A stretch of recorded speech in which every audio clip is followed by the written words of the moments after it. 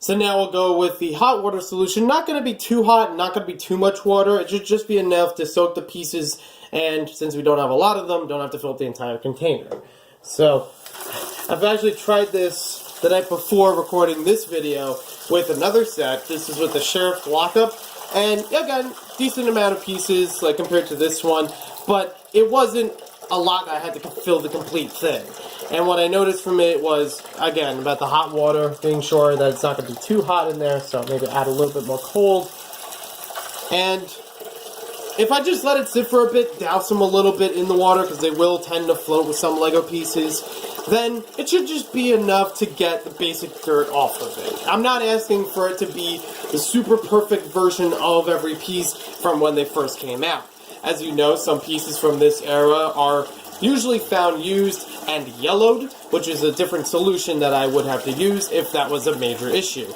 For this set in particular, not really that bad. I should be able to handle this one pretty well, and I think that should be a good amount of water. It's not too hot, not too cold, and enough room for me to move everything around. Maybe a little bit more, but I'm going to add a little bit more hot. It could be a little bit warmer. Now I have tried cleaning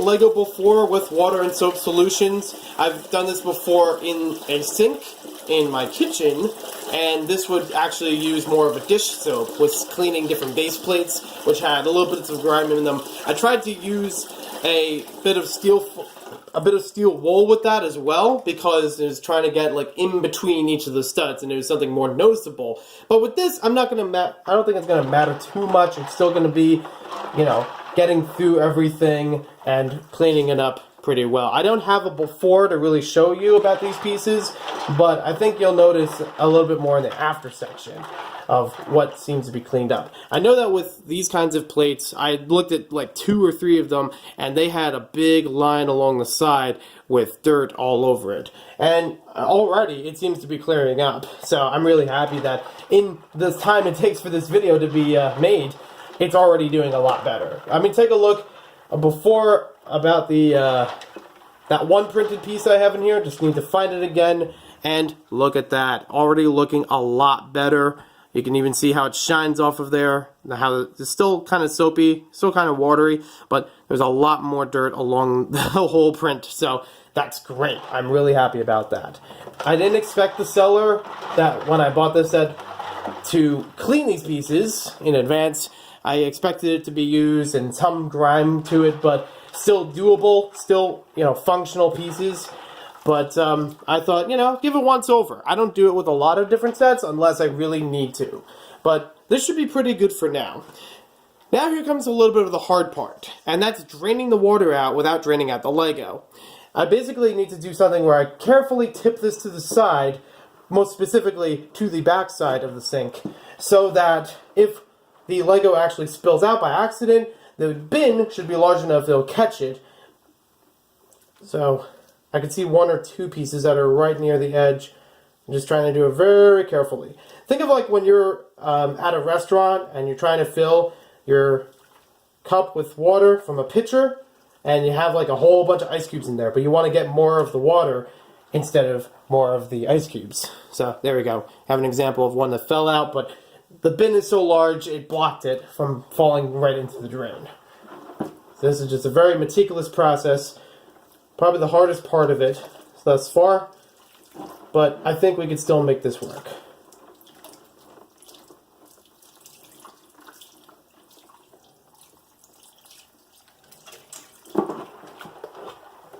Okay, just throw those back in there.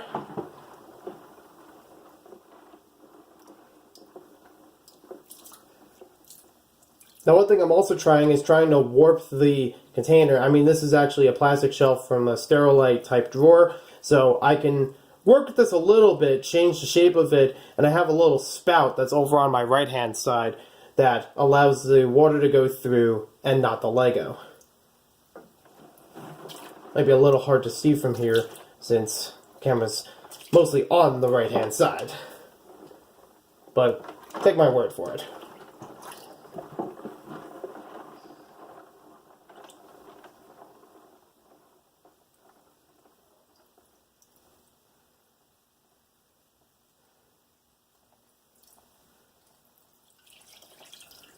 Okay, so a lot more of the Lego has been settling to the bottom, so we should be able to pour a little bit more out at a little bit faster rate. Just need to move a couple more pieces back.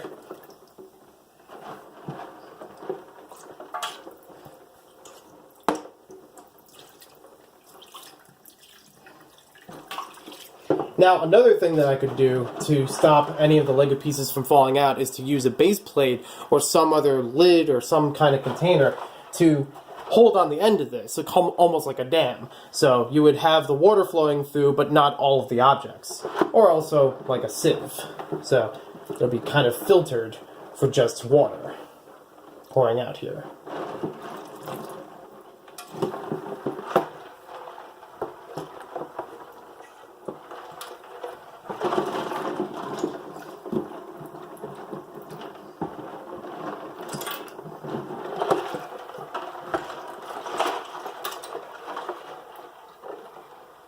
Wait, are these two pieces stuck together? It's very weird. It's like a 2x2 and a 2x2 brick and a 2x2 plate. I feel like they're stuck together. Unless they're supposed to be like that? It's like a very odd line between them.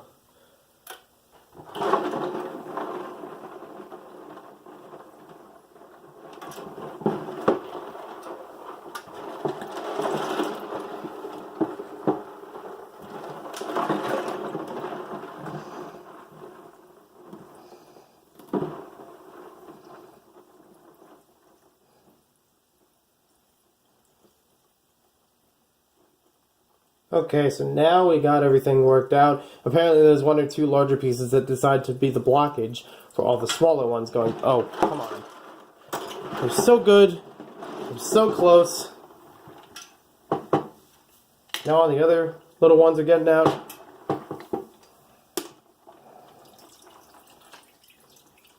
Okay, there we go.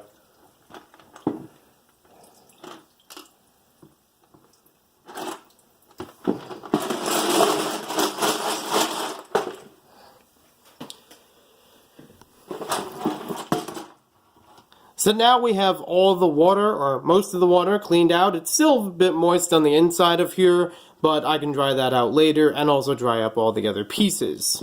So let's go over and take care of that.